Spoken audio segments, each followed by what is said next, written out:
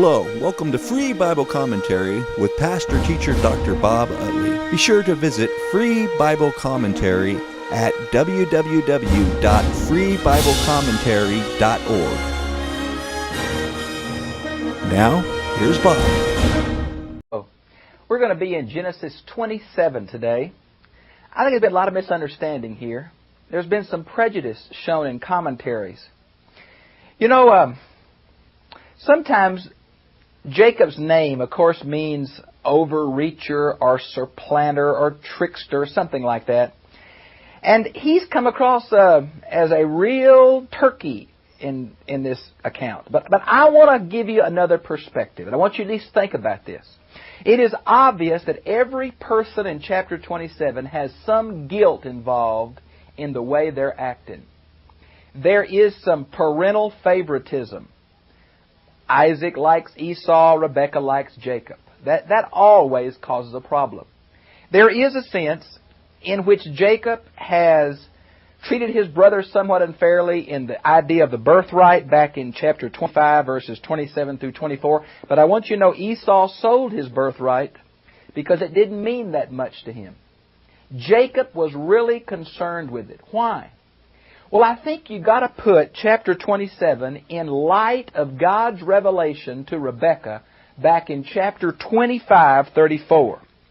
25:23. Listen to this. And the Lord said to her, 2 nations are in your womb, and 2 people shall be separated from your body. And one people shall be stronger than the other, and the older shall serve the younger. God gave His will on the line of the Messiah. Now, isn't it interesting that in these early chapters of Genesis, it's never the firstborn son. It's always the second. In Jacob, it's going to be even further down that. Third, I think. Why? Well, friends, it goes back to the central truth that's been presented to us in different ways, and that is God doesn't use human resources. It's His plan. It's His initiative. It's His choice. It's His purposes.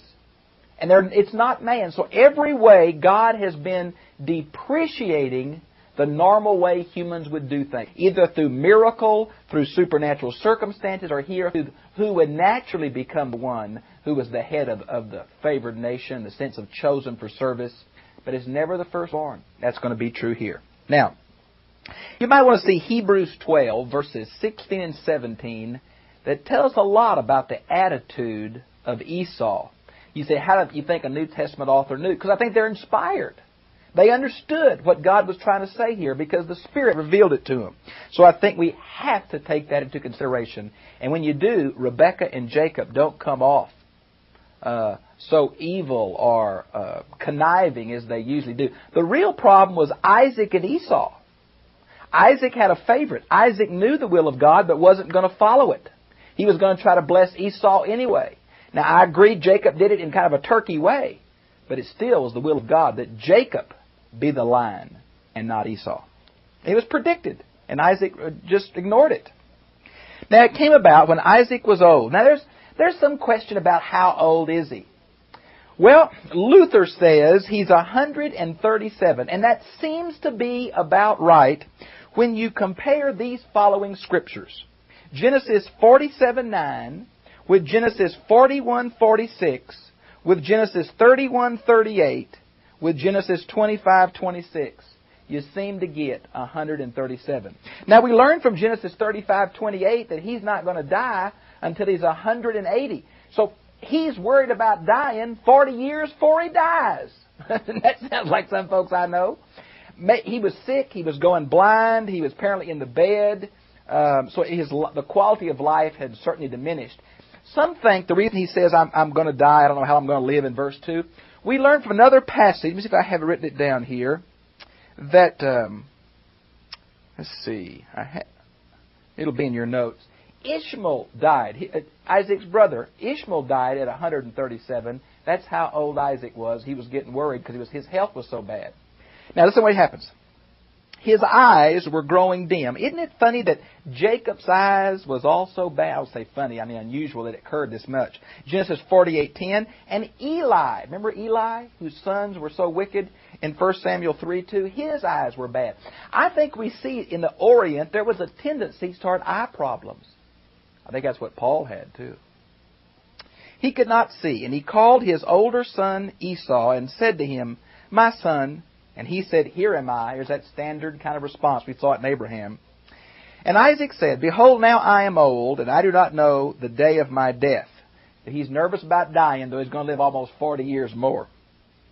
"Now then, please take your gear and your quiver and your bow and go out in the field and hunt game for me and prepare a savory dish for me such as I love and bring it to me that I may eat so my soul may bless you before I die." Now, Isaac is doing a couple of things presumptuously. First of all, God hadn't told him to do this. He's just thinking he's getting old.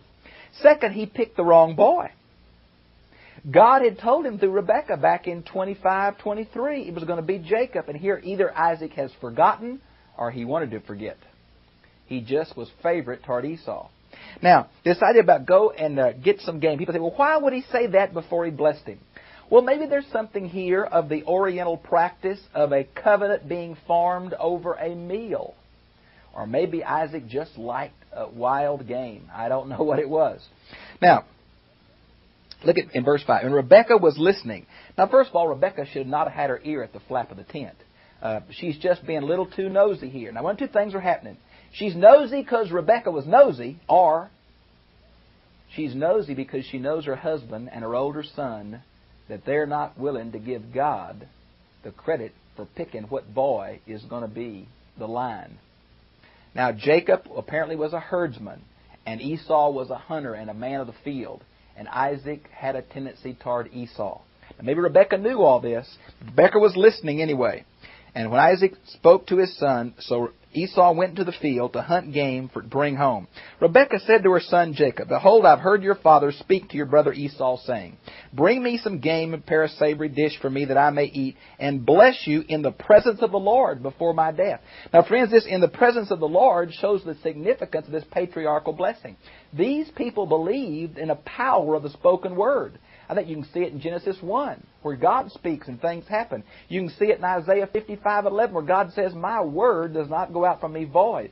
These patriarchs spoke this special blessing in the name and the presence and by the prompting of God. It was a prophecy as well as a passing on of the mantle of the chosenness. And so Rebekah knew what he was talking about. Jacob knew because he had already dealt with Esau about the birthright earlier. Now, verse 8. "Now therefore, my son, listen to me and do as I command you. Go to the flock and bring me from there 2 choice kids, and I'll prepare them a savory dish for your father, such as he loves." Some commentators say Rebekah was mad because her husband thought that her oldest son was a better cook than she. I was reading too much in here. She knew how to cook well enough that she's going to make 2 goats taste like wild meat. She knew after being married 90 years, this old boy, what kind of food he liked. She knew how to do it. She's going to do it. Going to cook the meat for him. Apparently she had cooked goat many times, and Isaac had thought it was wild meat because she knew what she was doing. "And you shall bring it to your father that he may eat so that he may bless you before his death." This is Rebekah's plan now. And God's the one that told Rebekah it should be Jacob. I think we're reading too much. We make Rebekah and Jacob connivers. They seem to be following the will of God where Isaac and Esau weren't. "Then you shall bring it to your father. He may eat and bless you before your death." Jacob answered his mother, "Behold, Esau my brother is a hairy man." Well, look back in chapter 25, verse 25. When they were born, Esau had a lot of hair when he was born, and he continued. And Isaac was a very smooth man, very different boys, and so it was obvious here. "Perhaps my father will feel me, and then I shall be a deceiver in his sight." Now, this word deceiver, I think a better word, and it's in the margin of the New International Version, the New American Standard Bible, is the word mocker. Now, we see that in 2 Chronicles 36:16, where this Hebrew word is used, and I think it sets the meaning. Jacob would say he would think I'm making fun of him, and he'll curse me instead of bless me. And Rebekah said, "Son, if that happens, let the curse be on me and not on you." But that's a strong statement. Because I think Rebekah knew she was following the command of God years earlier. You say, how earlier? We think that Jacob was over 70 years old. He had never married, apparently. 70 years old. My goodness. Let your curse be on me. Only obey my voice. So he went and got them and brought them to his mother, and she made this savory dish. Now Rebekah took the best garments that Esau had. Esau was already married, we learn. But he apparently had some of his festival garments kept in his father's tent or father's house. We're not sure they were nomadic still or had some kind of settled existence.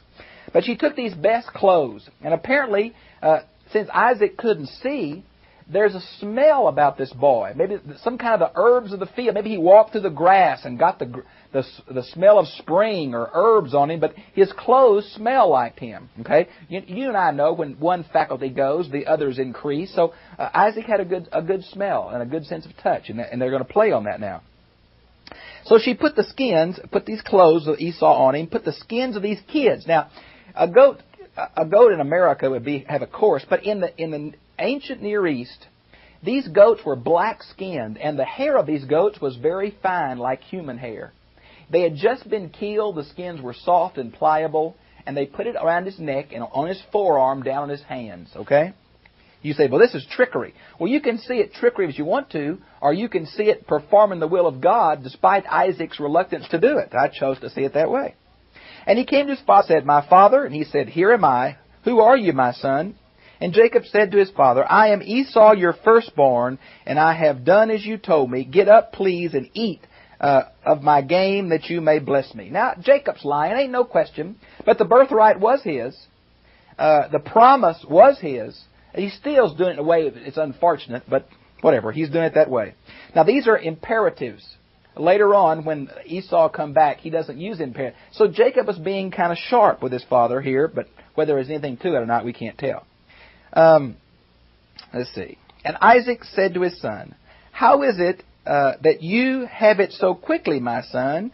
And Jacob said, because the Lord your God caused it to happen to me.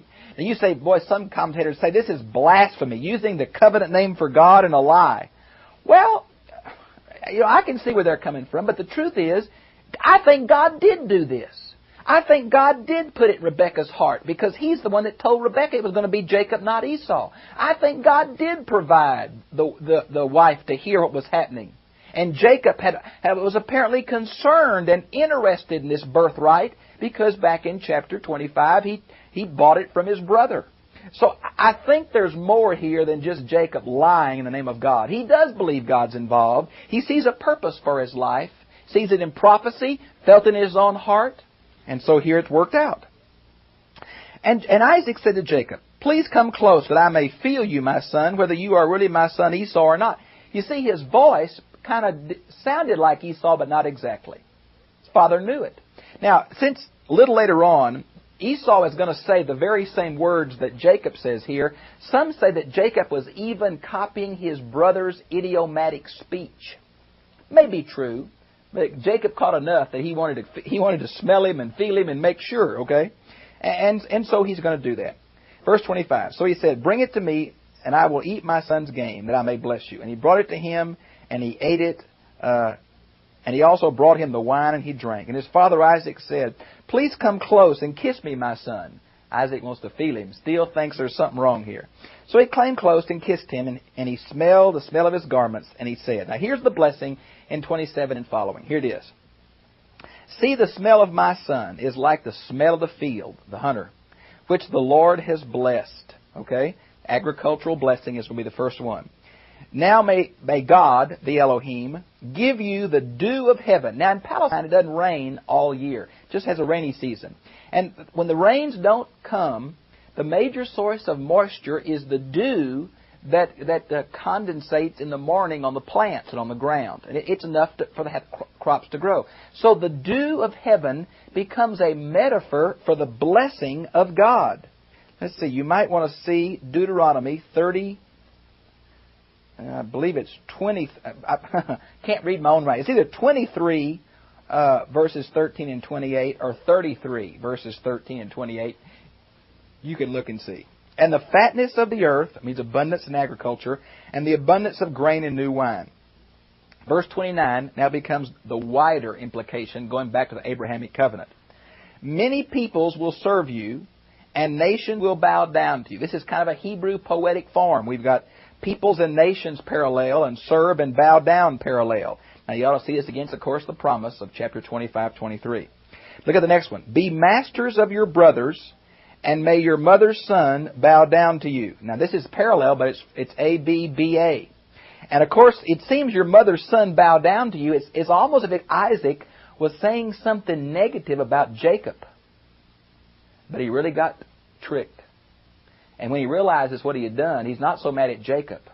But he realized he'd been fighting against God. That's why he's so upset. Now, and curse be on those who curse you, and blessing be on those who bless you. This is very much reflects the Abrahamic covenant of Genesis 12, 1 through 3. And you might want to see the blessings that Abraham gave in Genesis 28, 4, and compare those. All right, now verse 30. And it came about as soon as Isaac had finished blessing Jacob, and Jacob had hardly gone out from the presence of Isaac his father, Esau his brother came in from the field hunting. And when he had made a savory dish, he brought it to his father and said, Father, let my father. This is not a compare. It's not as strong a words as Jacob used. I bet Jacob was nervous. I heard several commentators say that if it had been them and Isaac had called them over to smell them and feel them, they'd have dropped the food and ran. Well, Jacob was pretty bold, I have to admit. Well, he said, get up, and it's the same words Jacob said. So apparently Jacob picked up on Esau's idiomatic speech. And Isaac, his father, said to him, who are you? And he said, I'm your son, your firstborn Esau. And Isaac trembled greatly. Now in the Hebrew, there's kind of a compound here of words. Trembled with a very great trembling. Now, is he just mad at Jacob for tricking him? Well, I'm sure that was part of it. But I think he realized he had been fighting against God back in chapter 25-23. And he's going to be so upset. But he's not mad at Jacob because he's going to say, what I've said, I've said. Who I've blessed, I've blessed. He's going to be very congenial to his son at the beginning of chapter 28. So I think we've got to be careful here to see he's not just mad at Jacob. He's kind of mad at himself and afraid that he had gone against the command of God. Trembled greatly and said, who was he then that hunted game and brought it to me? So I ate of all of it before you came and blessed him. Yes, and he shall be blessed. Oh my. Now, when Esau heard the words of his father, he cried out with an exceeding great cry and bitter cry. Now the Septuagint adds a little phrase here that said Isaac was silent. So apparently the silence of Isaac maybe. And Esau realized that when he sold his birthright back in 25-25, this was the consequence. Now Hebrews chapter 12, verse 17 gives us an insight into the motive of Esau. Esau was not sorry that he had lost the birthright and the blessing, but he was sorry of the consequences of his act. And so, I mean, he wasn't sorry for the act, but the consequence. He apparently was concerned with material things, and it bothered him. So it was a terribly gut-ripping experience for him. Verse 35, and he said, your brother came deceitfully and has taken away your blessing. Verse 35, that's only half true. Yes, Jacob did, but it wasn't him that was acting, it was God. And then he said, is not he not rightly named Jacob, for he has supplanted me these 2 times? Now the word Jacob there goes back to chapter 25, 26, where Jacob is named. Brown, Driver, and Briggs say it means overreacher. He was grabbing onto to the brother's heel. And that may be true, I think. These 2 times refer to what? The birthright back in 25, 27 through 34, and the blessing here in chapter 27. They both went together and shouldn't have been separated, but Esau felt tricked these 2 times. So even his name implies what he's done for me. He took away my birthright, and behold, now he's taken away my blessing. In Hebrew, the word birthright and the word blessing are a play on words. They're very similar in sound, and so it's a play. But Isaac answered and said to Esau, behold, I have made him your master, and all his relatives I have given to him as servants. With grain and new wine I have sustained him. Now as for you then, what shall I do, my son? And Esau said to his father, do you not have only one blessing, my father? Bless me, even me also, O my father. So Abraham lifted his voice and wept. What a scene this must have been. And Isaac his father answered. Now, it's not really a blessing, it's a prophecy. Kind of like Genesis 49. He's going to say, son, I can't give you anything. I've already given it to Jacob. But I will tell you what's going to happen to your life. That's the kind of idea here. Behold, now away from the fertility of the ground will be your dwelling, and away from the dew of heaven from above. Now this little word away from is the Hebrew word men. There are two ways to take this. Some say it's the men of source, which means he's blessing Esau just like he blessed Jacob. But I think a better interpretation, it's the men of separation, which is the translation here in the New American Standard Bible, which means away from fertility. It seems to be an antithesis of what he gave to Jacob. And I think that fits the context better. So he's not going to live in a land of fertility, and he's not going to have the dew of heaven. That's the idea. By your sword you shall live, and your brother you shall serve, but it shall come about that when you become restless, that you shall break his yoke from your neck. Now, I think this does fit. As you know, Esau, of course, became the nation of Edom. It's a very high plateau nation, a lot of rocks, but some fertility. And since the time of David, they had always been in subjection to the Jews. Some see this prophecy as saying one day Edom will overcome Israel, and they connect it to Herod ruling over the Jews in Jesus' day. I think that's reading a bit much here. What I think it's going to say is, Jacob and his descendants will be your master, but you'll be always trying to get out from under their control. And there were brief periods where they were out from under the control of Jacob's descendants, but not many. And finally they were completely destroyed in judgment on the fact that they helped the Babylonians and egged on the Babylonians when the city of Jerusalem fell. And God judged them for that, as you can see so clearly in the book of Obadiah and other of the minor prophets. Now, so Esau bore a grudge against Jacob because of the blessing which his father had blessed him. And Esau said to himself, now apparently he said it to more than just to himself. Now he may have said it to his wives in the presence of servants. Somebody's going to tell Rebekah. I want to tell you, Rebekah's a pretty strong-willed lady in this account, and Isaac comes off a little more meek and mild. So Rebekah is the dominant one, and she's going to hear now what Esau was planning. He said it to himself, but he said it a little bit too loud, if you please. Days of mourning for my father are near. Then I will kill my brother Jacob. Boy, the sin of Cain and Abel hadn't been removed from the human race. And here we have that hatred, that animosity showing up again. The Septuagint, which is, of course, the Greek translation of the Old Testament, done around, tradition says, 250 B.C. by 70 Jewish scholars. We get the word Septuagint from that, for the library at Alexandria, Egypt, which, of course, is the traditional interpretation of the Hebrew Scriptures around that B.C. period before the fight over Jesus comes about. They make verse 41 imply that Esau was wishing and hoping for his father's death so he could kill Jacob. Now, as irony would have it, Isaac lives 40 more years. 40 more years.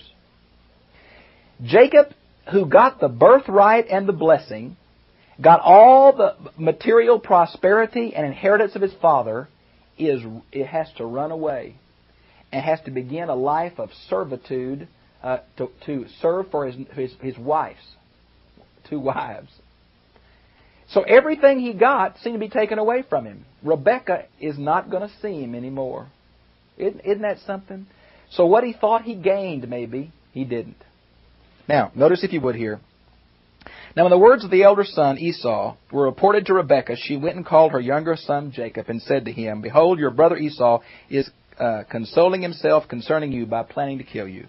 Now, therefore, my son, obey my voice. Rise and flee to Haran to my brother Laban, and stay with him a few days. Now, she's just expecting a few days. Listen to this series of words. Until your brother's fury subsides, until your brother's anger against you subsides, and he forgets what you did to him, then I'll send for you. Now, it seems like she's expecting it to be just a short period, but it wasn't. We never know that she saw her son again that she loved. She's left at home with a crippled old husband who feels betrayed and an older brother who felt betrayed. Oh, my. Now, This first word in verse 44 for your brother's fury is from the Hebrew root to be warm or to be hot. In verse 45, there's another Hebrew word for the word anger that means to breathe out one's nose. Sometimes my teenage daughter, I can tell her she's mad by the size of her nostrils. Well, Esau was mad by the size of his nostrils. She thought it would pass. But anyway, why should I bereave over you both in one day? That's the end of verse 45. Now, there have been several things implied. Some say Esau, being a hunter, could easily kill Jacob, but then the family Goel would kill Esau, going back to Genesis 9:6. Others say no, Jacob, he was a pretty strong man himself. He was a herdsman. He's going to wrestle with an angel all night later on in his life. He was a pretty tough fellow himself. Maybe they'd kill each other. And so she doesn't want to lose them both. So Rebekah said to Isaac, now this girl's smart. She says, I do not want my own last son to marry another Canaanite wife. Now we learned that Esau had taken 2 of the Canaanite women. You might want to see Genesis 26, 34, and 35. Now whether they were really giving Rebekah the miseries or not, we don't know. But she used an excuse to say, I want Jacob to marry one of our own family. Send him back to Paddan Aram. And that's exactly what Isaac is going to do. So here we have that whole intrigue here as Sarah again comes into view with one of these subtle plans and knows how to, manipulate her husband in a positive way to get apparently what God wants done. And it happens. Now, Jacob's over 77 years old, hadn't married. Maybe it was good he got away from his mother. Maybe his mother was too domineering. Well, anyway, he got away, and of course, it's really a time of training. God's going to train him to trust God, going to train him in a way that he never could have learned in the lap of luxury in the house of Isaac. God worked all this out. Friends, don't you know God's doing that in our lives too? I want to tell you one of the neat things is when the book of 1 Corinthians, I believe chapter 10 tells us that all this was written for us. It's just not recorded for history. God's control of our life. God has a plan for us. God wants our best. And you know what? Sometimes what looks like to the eye of the beholder problems, turmoil, crisis, God's using that. Friends, you just can't read this part of Genesis and not know that God's involved in the trials these men went through for His glory and purpose. That's true of your life. Jacob needed a time of training. He had a tendency toward trickery. God's going to have to break that. God will do it. He has a tendency toward maybe material things. God will break that. He has a tendency toward wanting to stay at home. God will break that. God will make him the man he ought to be. It's going to take a long time. I like that statement that says, be patient with me. God's not through with me yet. That's true of Jacob. That's true of all of us. Well, I hope you'll read these with the view in mind, what is this saying to me in my day, after you fully understand what the author is trying to record for us. I've enjoyed being with you. I'll see you again, same time, same place next week. God bless you.